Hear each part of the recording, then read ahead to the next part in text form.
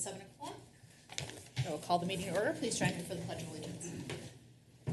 I pledge allegiance to the flag of the United States of America and to the republic for which it stands, one nation, under God, indivisible, with liberty and justice for all. All right. Can I get a motion for the agenda, please? I'll make a motion to approve the agenda. Motion by Councilmember Mock. I'll second. Second by Councilmember Sayer. Any further discussion? All those in favor say aye. Aye. Opposed, same sign. Motion passes. All right. We do not have anyone with us in chambers tonight, so there is no community comment. Up first, presentations and reports, the 2023 audited financial statements. Mr. McDonald, welcome back. Thank you. Glad to be here. And I have presented when it's been like this before. So Well, we're expecting jokes and... That is not my style. And I would like to see video of Justin. Because I'm not sure I can see that. You can make a public data request. All right, just give me the city. I'll figure it out. All right, good. Well, I'm going to go through the 23 audit. You're going to drive one? All right, good. So just overall, the overview of what we're going to talk about, audit results, summary of the general fund, and a few of the other key financial highlights, and then we have some key performance indicators as well. So any questions, if you want to stop me along the way, perfectly fine. Okay, so you hire us to do an audit, and that means us giving an opinion on the financial statements. And the opinion that we gave is the unmodified opinion, and that's a clean opinion, so highest level of assurance you can get from an auditor. Doesn't mean that there couldn't be other things wrong, but from our tests of transactions and account balances and all the things that we do, we're saying the numbers are materially correct. And then, one other thing, the Minnesota legal compliance requires us to test certain areas. So where you deposit your money or investments you make or how you issue bonds and where they're coded and all those things. So we go through a checklist that's, sorry. For all our listeners. All right. We have tens and tens of listeners. This is a big who are opportunity. Tuning in tonight just for this. All right, good. They hear there are going to be jokes too. Jeez, the pressure. So anyways, with the checklist that we go through, we didn't have any instances of non-compliance, which is good. We also consider the internal control of the city. We consider major transaction cycles. Preparation of financial statements is one area, and this is a typical finding that you see in most small cities.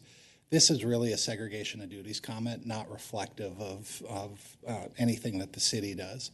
But again, when you only have one person really responsible for the financial statements, we draft your financial statements and prepare all the note disclosures.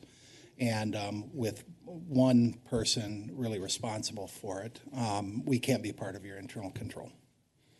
Okay, now getting into the numbers, looking at the general fund, you can see the graph highlights your following year's budget and current year fund balance. So the current year fund balance at the end of 23 was 29% of the 24 budget.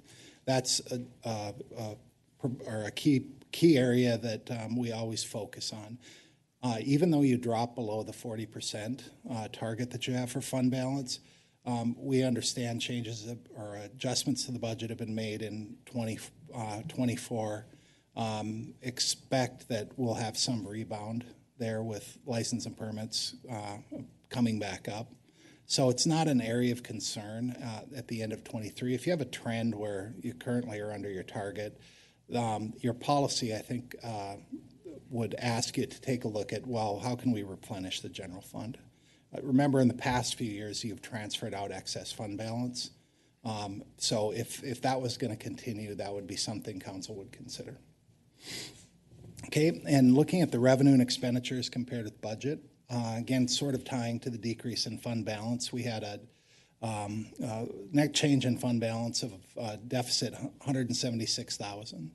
So both revenue and expenditures were negative compared to budget. Revenue, we mentioned the license and permits were under budget. And then on the expenditure side, one thing that really drove that is that you get fire aid that comes in as revenue, and then you also spend it. Though that didn't have a budget amount, so that was 60,000, and that makes up most of that 72. So really, it's a wash. Okay, a little bit of history with revenue and expenditures. You can see that taxes in 23 bit higher than the prior 2 years. And then license and permits for 22 and 23 were down compared to 21, which were quite a bit higher. Then pretty consistent in the other areas. On the expenditure side, general government has inched up over the last couple of years, and public safety increased in 23 as well. Okay. You have a few special revenue funds, relatively small balances in total. Park and Ride Transit's the biggest one. Total fund balance at the end of the year is 99,000, so not large amounts. And then capital project funds, you have quite a bit of activity in the capital projects funds. In total, at the end of the year, there's about 1.8 million, and you can see that decreased $1.4 million from the prior year. You have a lot of activity in those projects, and you can see some deficit fund balances at the end of the year. We asked about the funding of those deficits during the audit process, and the city has plans and future revenue sources that will offset those. So again, they'll just be tracked as negative until resources come in. Debt service funds are set up to pay your bonds, your general obligation bonds. What I point out here is that all of the funds have positive cash and asset balances, except for that small deficit in 344. Since those bonds are matured, probably special assessments that have yet to come in, that will eliminate the deficit. But outside of that, $15.5 million in bonds at the end of the year, and the total assets of $3.4 million. So future levy and future assessments help pay those.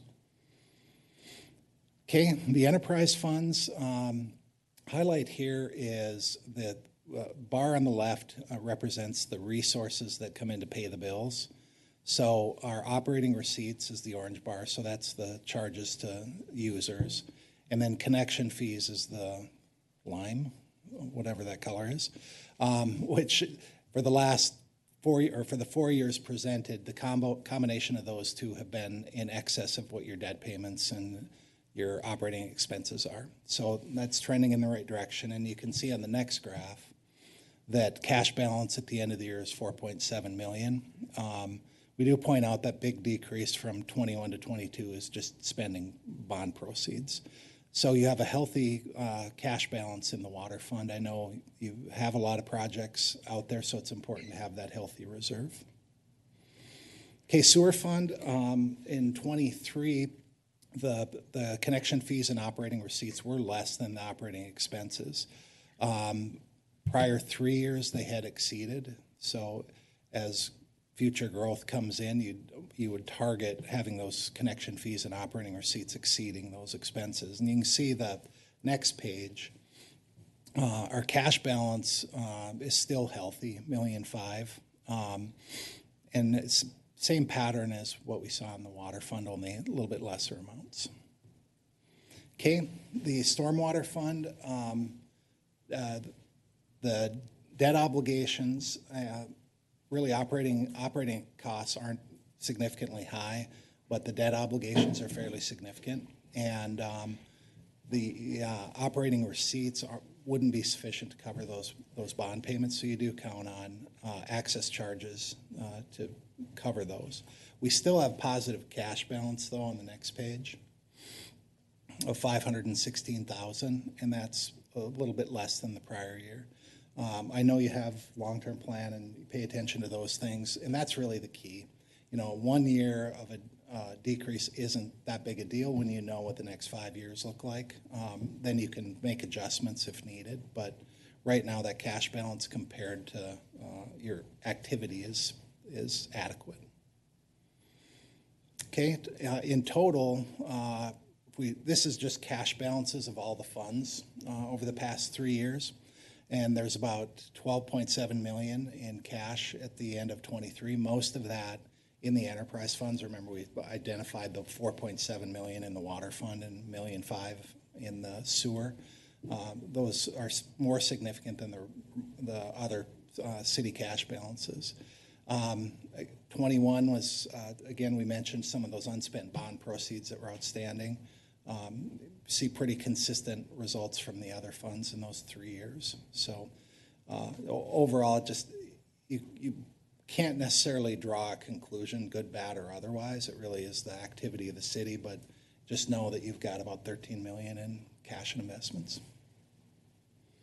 Okay, and then getting into some of the key performance indicators. These are things that we find cities do have interest in. How do we compare to our peers?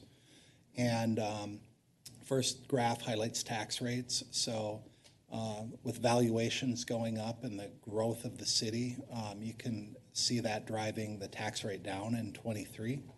So 37.4% was a pretty significant decrease in tax rate. And you get an idea of how you sit compared to cities in Carver County or cities your size, which are class 4 cities.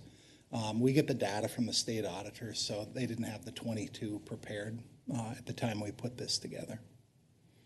And then taxes per capita, you also compare, or you're very comparable to those peer groups that I mentioned before. So $659 per person, down from $682 in the prior year. And then debt per capita, with all of the activity and projects you've had over the past few years, your debt per capita is higher than the peer group cities. I would say most of those in that group probably don't have the growth that you have, so it gives an explanation anyways. And then debt service also tracks the same way. So debt service expenditures or as a percent of current expenditures are higher than other groups. This is a leverage ratio that people will look at, you know, how much of our spend really is associated with debt service. On the operating side, your current expenditures per capita, this would be everything but capital and debt service. Compare favorably to those peer groups, so $532 a person. Last year that we had presented in 21 for the comparables, you know, you're quite a bit lower than those. And we'd expect those numbers in 22 and 23 to be increasing as well. There's the audit team. More good looking to the right than the left. So. Not much of a joke, but that was one. Who's the one who tells jokes? Justin? Yeah. Just remember that next year when he's So that's that quick walk through the highlights. Audit process, I think, went really well this year. We're sad to be near the end of Kathy's term, so she does such a great job, and Lynn was awesome to work with as well. So really appreciate the opportunity to be out here. Awesome. Any questions? Reed? No? Christy? No. Just thinking? No? No, I'm good. Don't. All Thank you right. for going through. Thank you. Yeah, Appreciate it. glad to do it. All right, that was it. The nothing else on the agenda? This wasn't. No, well, we have one carryover from our work session. You were our highlight. Close, yeah. Well, thanks. All right, sorry. Thank you. Not. Let's see. Let's go through the employee survey report. If that's okay. You ready? Do you want to, well, I'm setting up, do you want to? Sure. Yeah, let's, no public hearings tonight. Can I get a motion to approve the consent agenda? I move. Oh, gotta fight for I'll it. move to approve the consent agenda. A motion by Councilmember Welch I'll second. and a second by Councilmember Frischman. Any further discussion? All those in favor say aye. Aye. Opposed, same sign. Motion passes. Mayor and All right. Council, could we, just for prosperity's sake, have the council consider a motion to accept the 2023 audit? Oh, Oh, did we miss that? Yes. Yes, we did. I'd like to make a Thank motion you. to accept the 2023 audit a findings. motion by Councilmember Mock I'll second. and a second by Councilmember Frischman. Any further discussion? All those in favor say aye. Aye. Opposed, same sign. Motion passes. All right, up next is a carryover that we didn't get to during our work session. It is the employee survey report. Yeah, thank you, Mayor and Council. So we sent out earlier in the year 2 surveys, one to our full-time team and then one to our part-time team, or effectively the fire department. Just kind of running through, the last time we did the survey was in 2022. And I would offer that doing a survey only really matters if you actually do something with the results. And so just kind of presenting in summary form some of the items that the team worked on in relation to the 22 survey, and then just kind of an obligation to take the same data, have conversations, create follow-up loops, look at opportunities for communication, education, et cetera, to continue our work in this very important area. So I'll be running through the slides. If you have any specific questions or commentary, happy to take those on.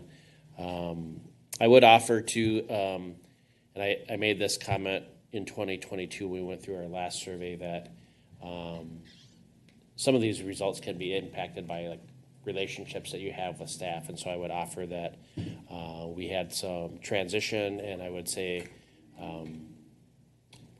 the dynamics of the relationship have changed, so we probably are scoring better than we would under a normal situation. And just like I said, in 2022, we had maybe some rougher comments because of maybe the status of some relationships. So I think looking through that prism might be helpful to realize that it's, I wouldn't take, like, this first slide is probably a good example. I wouldn't take this as 100% across the board on every single day. There are things that happen. And so sharing that just to let you know that from my perspective and from the leadership teams, that we don't look at this as a perfect result, that we have continuous work to do on a day in and day out basis.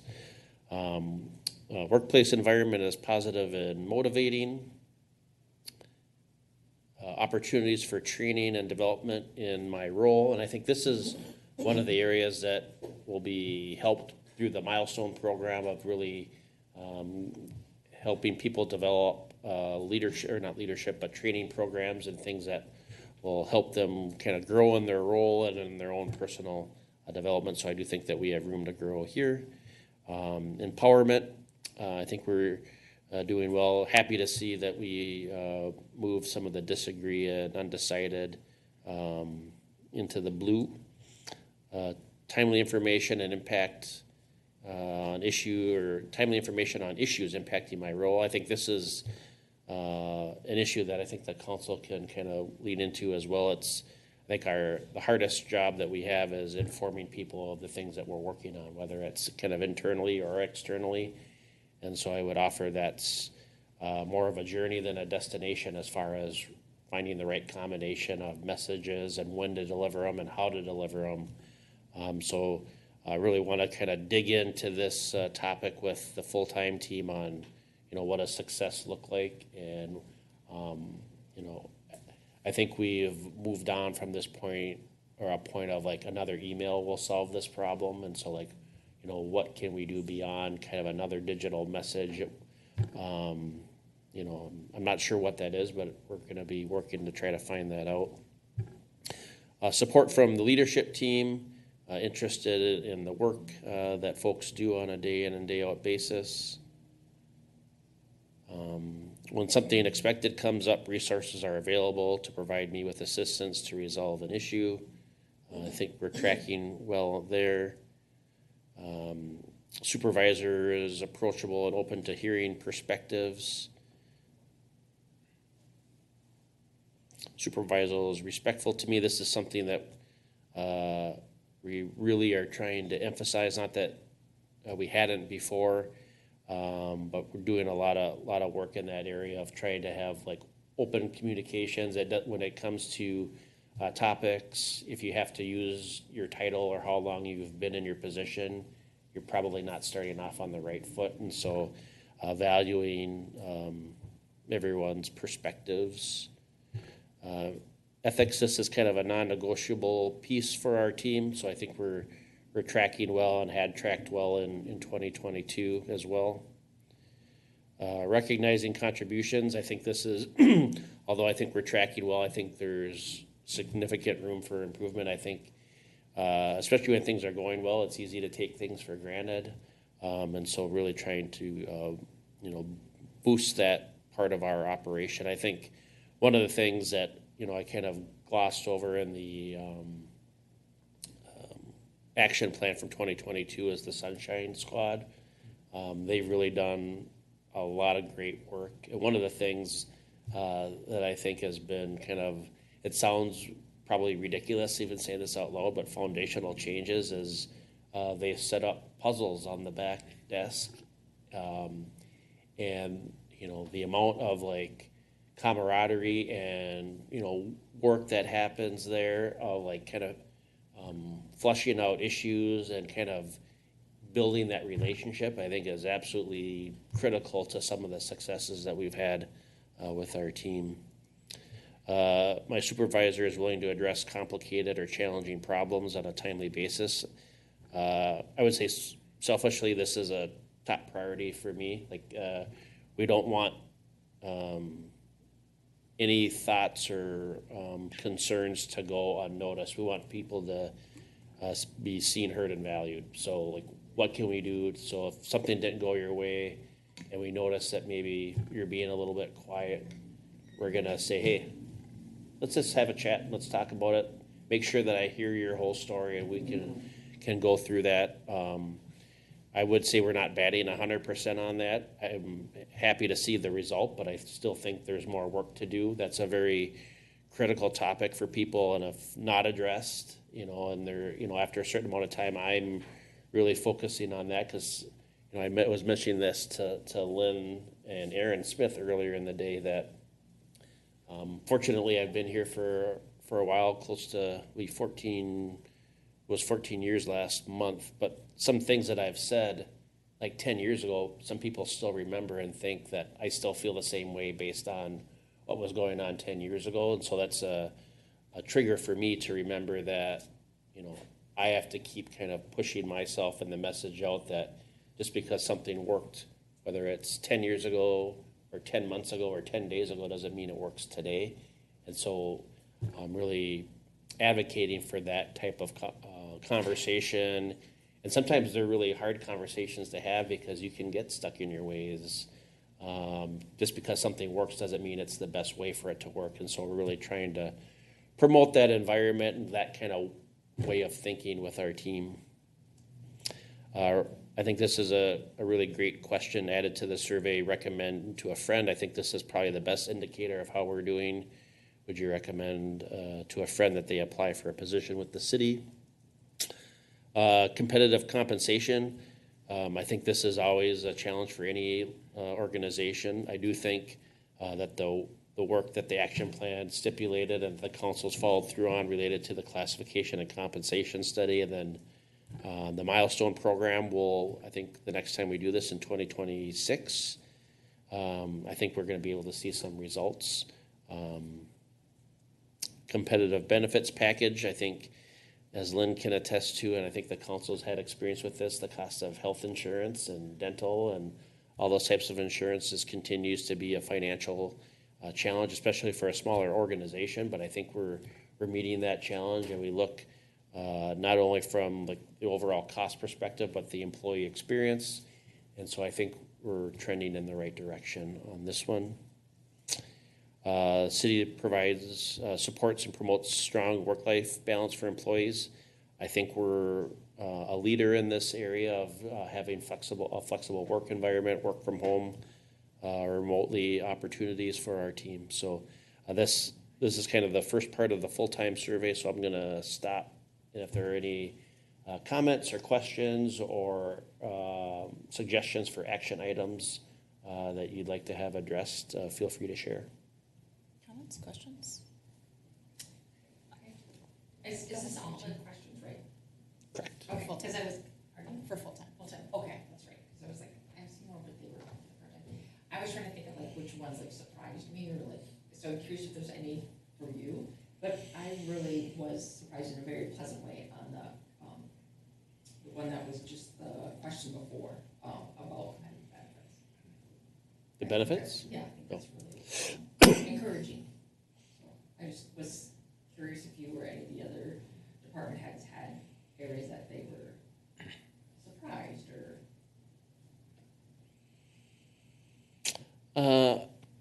I'll speak to, I didn't have anything that was surprising. I was like happy. Insightful, like, oh, I didn't really. I think I'm cautiously optimistic. I'd say like you don't want to like say like, oh, we're successful. I'm like honored to be a part of a team that, you know, where we're hitting 100% in some areas and realize like how tenuous that can be.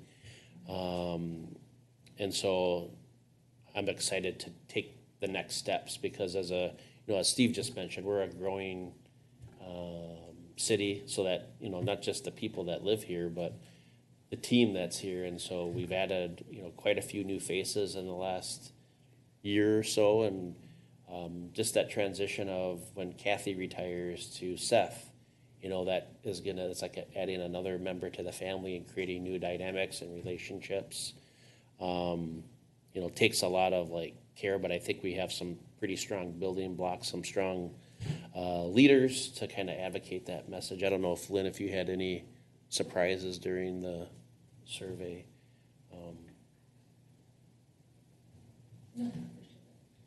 So for me, I mean, we know that this was an important push, so I appreciate council and staff still, you know, backing doing this survey. And I like the fact, Brent, to say, yep, we have 100 on this, but that doesn't mean we're perfect, right? 100% is a great rating. And I think watching these numbers improve from 2 years ago is great. And when I see some that say disagree or that are on the, you know, the undecided, to me that's not failure. That just says, hey, there's something we need to take a better look at because we're not reaching something that we should be. So I'm glad to hear that the Sunshine Crew is working. I was going to ask about that, if it's something that kind of took off and then dies out again, or if it's still going strong. Okay, so yeah, I'm really pleased with this. And I also want to say, as everything evolves, if there's more questions that you think might be helpful, I'm not afraid to add in a couple more, because obviously things in workplaces change all the time. The benchmarks are nice, but I think also just keep an eye on if something needs to be updated or added.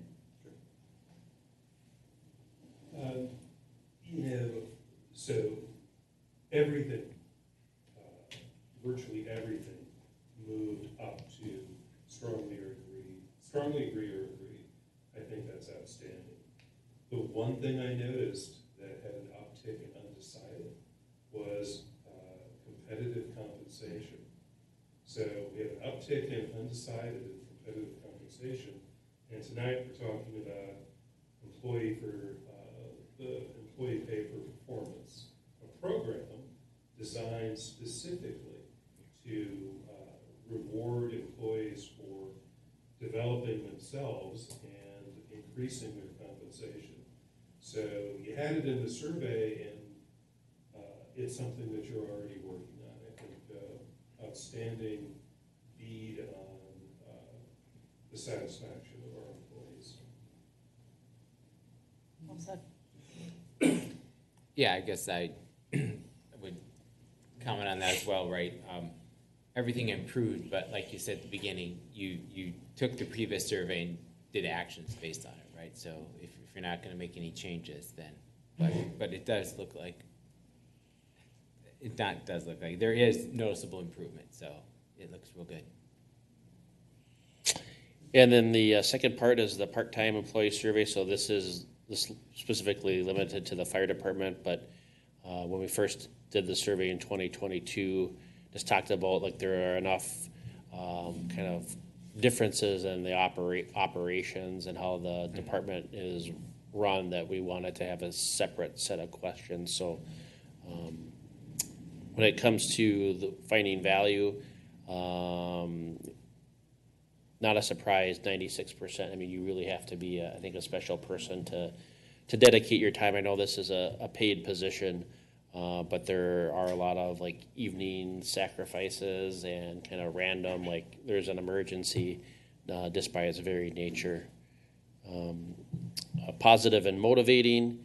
Again, I just for some line of sight, I met with our 3 top chiefs, so that's Callie Trimble, Tim Walsh, and Brian Hall last week prior to kind of getting this ready, and we just started kind of workshopping ideas on like, what's the next steps for this. Understanding like how do we reach out to the kind of the fire department as a group, and then what kind of conditions will be the most maybe comfortable for people to share additional feedback, because I think although the fire department is doing very well, I think there's some questions that we can ask that we can learn even more information and kind of tailor, what an action plan looks like for the fire department.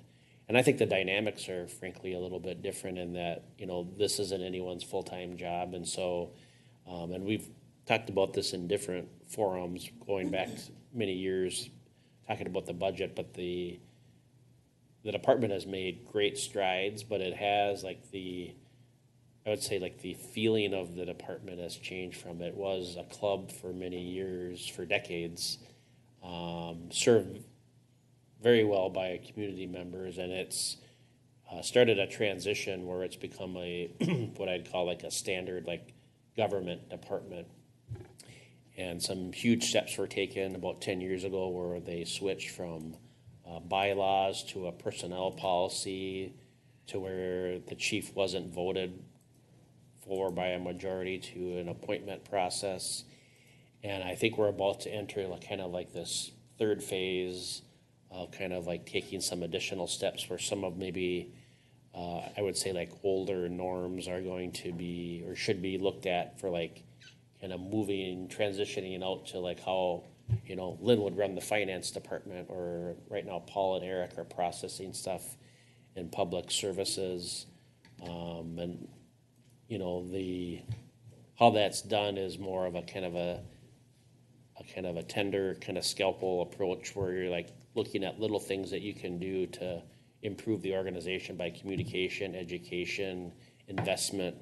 I say this all that this isn't I would say as simple as creating an action plan for the full-time team, because there's more history and dynamics related to the fire department. I'm sorry to interrupt. Yeah. That's a good quick question. Yeah. What is the sample size for the fire department as I'm looking at these percentages? 31. Okay, thank Yep. you. 31, and we had 27 respondents. And so, to kind of go on that, to quantitate, so looking at this one, strongly disagree, 4%, is that roughly one respondent then? 11% would be about 3 people? That sounds about right. Okay. Yep. Thank you. I don't want to do those percentages. Sorry. I know, I was just Sorry. It was an honest question. Lynn? Yes, You need Lynn I was looking at Lynn. She's Okay, nodding. thank you. Sounds about right. Empowerment. And I think this is one of the things I talked to the chiefs about. One of the things that I think is because all those folks are so invested into the community and providing service, I think creating stronger systems for how decisions are made is probably an opportunity. Because right now I think the fire department operates on a very kind of collegial level where it's although there's chiefs, I think everybody has a say in what truck we should try to go after, what piece of equipment. And I think that's great, but I also think that there are opportunities to maybe tighten that process up. It's kind of like the example I shared with the chiefs of if you use that whole department, can you get all 31 to decide whether you want pizza or hamburgers, right? You're never going to get everyone on the same page, but this is more complex than just two choices. There are a bunch of different choices. And so how can you still encourage and get people to share what they feel like they need, but also have a semi-formal decision-making process that says eventually we have to get to a place that meets the council's expectations and community expectations for service.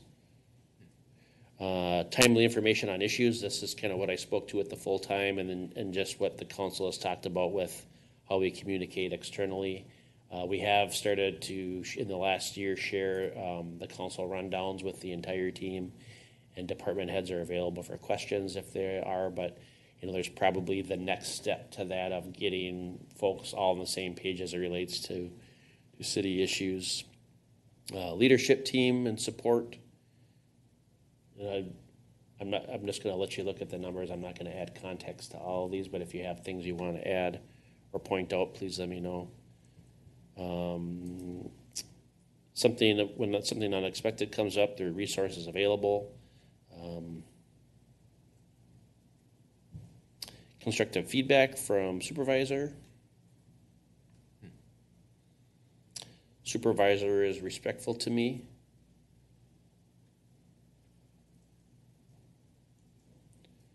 Supervisor acts in an ethical fashion. Some of these are kind of trending where you can see, I think, for the most part, the respondents there are equal percentages here. I think this is, one of them that I pointed out with full-time too is, although there is progress being made, like what can we do more to make sure people are seen, heard, and valued, especially when you talk about emergency and kind of life-threatening situations where people are investing a lot emotionally, not just like physically, but emotionally and physically into a situation. Like, what kind of resources can we provide? What kind of feedback systems and support can we give to our team? My supervisor is willing to address complicated or challenging problems. I applaud Callie and his team and their work on addressing some of these pieces. And if there's anybody on our team that is always even keel and positive, it's Chief Trimbo. I don't think I've ever asked him how he's doing, and he said he's having a bad day. I know he does have them, but a very positive individual leading our fire department. I'd recommend a friend apply for an open position with the city.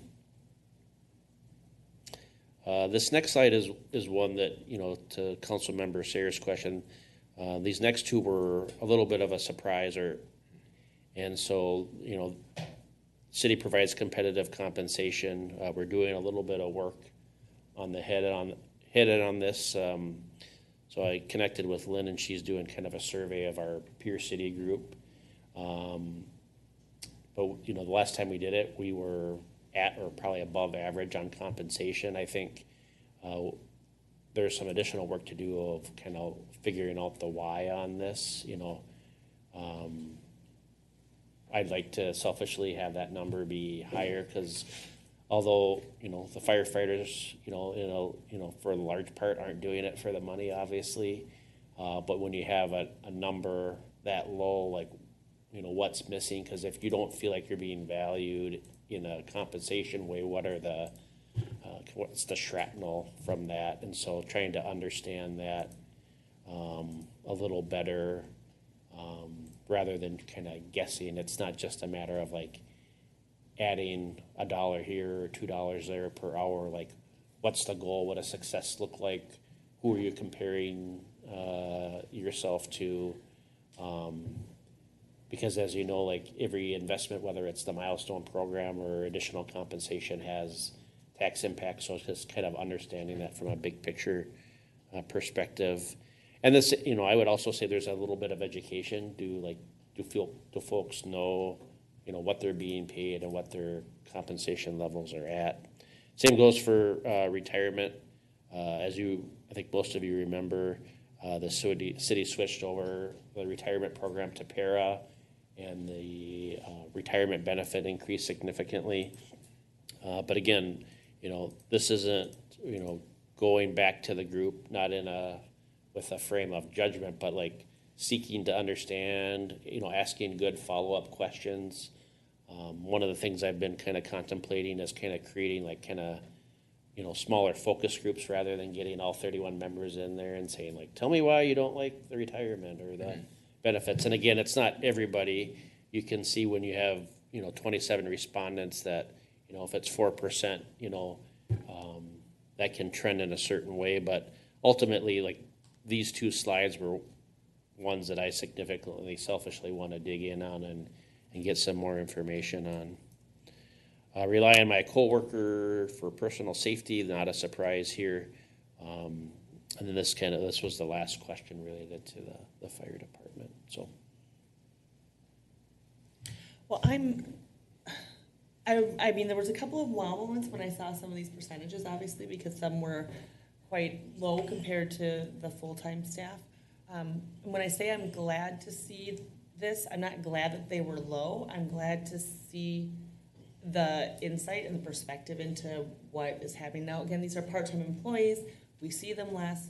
I'm not surprised that maybe when we're looking at some of the communication that it's maybe not as high as would be for full-time staff because they're just not around as much. I think you're correct, maybe some education and then some understanding about why they're thinking compensation is so low. Is it so low? Let's take another look, right? And then when it came to the changeover of their package at the end, so maybe there's a disconnect and maybe there's something we're missing. But like I said, I'm not glad to see that we have low numbers. I'm glad to see what's in here so we have a spot to identify some things that maybe we can help them out to bring those numbers up a little bit. Yeah, I agree. That was really well put. In both the full-time and the part-time, I think, there were some areas, especially I think more for the fire department, of like, ooh, okay. But it's good to see what we wouldn't have known if we wouldn't have done this survey. I also think, these are still pretty good results, Brendan. At the beginning you said, don't look at this as a perfect result, but I still, sure, it's not perfect. Will we ever get to perfect? Probably not. But I think that these are results that we can be proud of and know how to develop a work plan. I would offer too, there's somewhat of a newer phenomenon in the fire department industry, if I could call it that, is more so than any other time, you have employees working in multiple cities. So I think we have at least 5 firefighters that work for both Carver and Chaska. And there are other departments out there that they're working for. And so I think as a team and as a city and city council,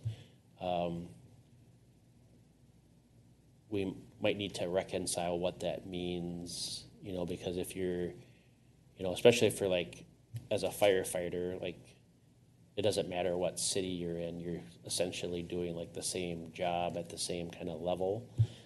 As far as volume, a call is a call.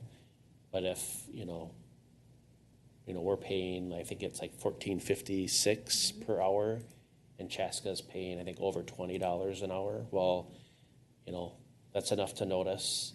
And so, that doesn't mean the city has to pay what Chaska's paying, just like we don't do that for the full-time employees. But is that a contributing factor to some of our opinions or how we feel? I don't know, but I'd like to find that out and then have a reconcile that and say well, we can do this, but not that, and that, but not this. And hopefully do it in an environment where it's comfortable for folks. They don't feel judged for having that opinion, but then, naming it and then acting on it and then moving forward based on that information. And there's more than just the compensation piece in here that obviously we're going to be addressing. Because there's some that are still a little bit low that you are just kind of the fundamental of the workplace. So again, the snapshot into that, I think I'm glad to see we have now this to move forward and say where are our big gaps at here. Any other comments, questions? Say that better than Christie. Yeah, no. All right. Thank you. Let's see. We don't have any business items, communications. Nothing from Brent. Let's go random draw. Christy. Our HPC meeting has been canceled for next week due to lack of business. And other than that, please call Metropolitan Mosquito Control if you have an issue with mosquitoes, so they know to come out. No, that's all I have. Lori. I don't have any. I haven't had any additional meetings. Reed. Yeah, I don't have anything either. Eric. I attended the Southwest Transit meeting a couple of weeks ago. That was really mostly internal management discussion, so nothing that impacts the city. I also attended the 2024 customer budget and annual update from Metropolitan Council. We talked about effluent monitoring and learned that the city, in fact, does meter our effluent to Met Council, which is a good thing. Some cities estimate that, so we know that we're only paying for the book that leaves the city. Just to be honest and plain Yeah. other, that's We what have it is, it. yep. Okay. That's it. There were some other things discussed though, and I'll share some of this with the city, and that goes around projected cost for SAC fees. And there is an ask that we share a fats, oils, and grease toolkit with the city. And we can even post a link to that on our website if we'd like to share that with citizens, how to deal with your fats, oil, and grease. Pretty exciting Thank stuff. you for That is, going to yeah. that, so. Keep it out of there. Really appreciate you going to that on behalf of the city here. All right, for me, last Monday, Memorial Day, I have ridden along with, the Legion always puts together a really nice group of cemetery visits.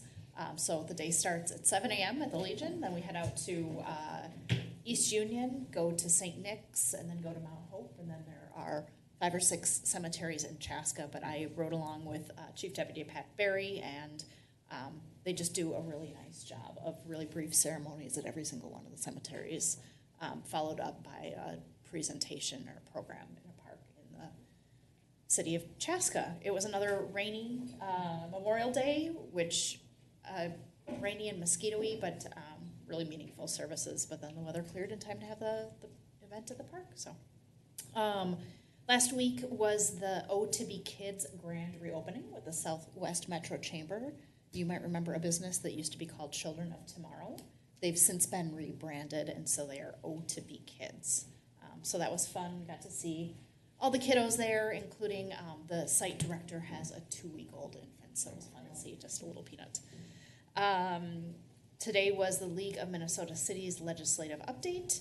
And then looking ahead, tomorrow is like Christmas in June. It's the first day of the farmer's market.